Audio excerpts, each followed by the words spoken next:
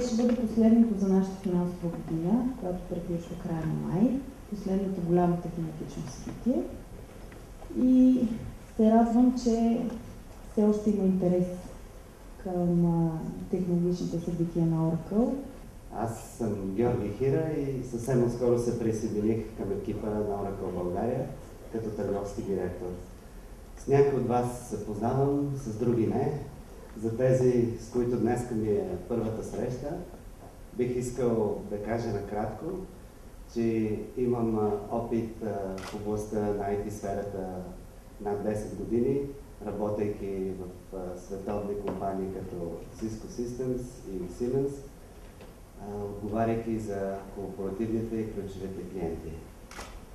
Сериите на Oracle Database 11G Release 2 са това те да бъдат по-надежни, с повече производителност, в крайна сметка и с по-малко разходи за поддръжка.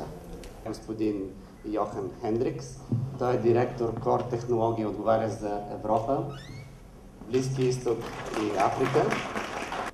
So good morning as well from my side. As announced, I'm from EMEA, or I work for EMEA at least. I'm actually from Belgium, so my Bulgarian is not that good. So I'll have to do this in English if you don't mind me so. But I'll speak slow, or as slow as I can, because I tend to speak fast actually. So, but if it becomes difficult, just shout or wave, and I'll try to rephrase whatever it is that I'm saying. If I lose myself, also in the moment. So the first session is indeed on looking at technology and how you can use it to reduce the overall cost of your IT. And there are multiple ways of doing that.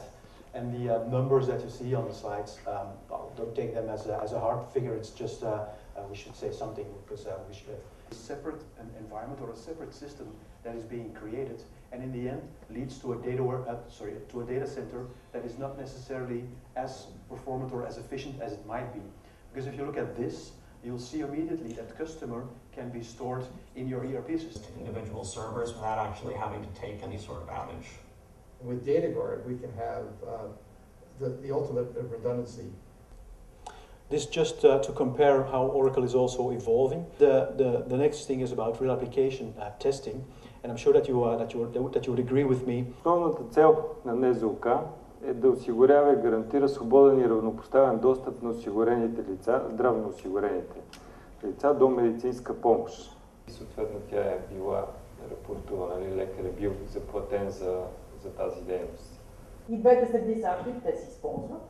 При това се използват, забележете, че тук няма такава картинка, и които вече определено накланяме на везните, що пак да не го използват. Идеята, която също сме тласна да говорим днеска, да бъде консистентно от гледна точка на транзакцията, която е вървяла срещу продъкшн.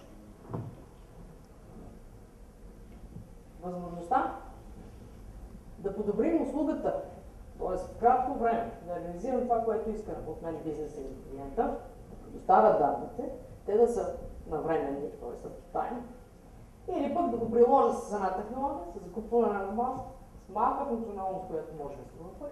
Това би могло да бъде освобождаван 20 пъти по-бързо. Когато говорим за incremental backup на отдалечения сайт, на standby. Access Name. Мисля, че не бъркам. Абревиатурата, все пак нова функционалност. Да, ето, Simple Cluster, не, Single, със сигурност е Client, Access Name.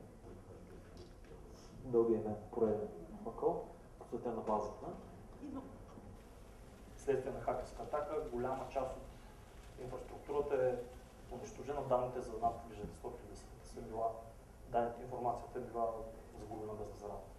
Също как да докажем ние към подадена външна сертифицираща организация, че всичко, което като инфраструктура, което стои зад тази система, е добра.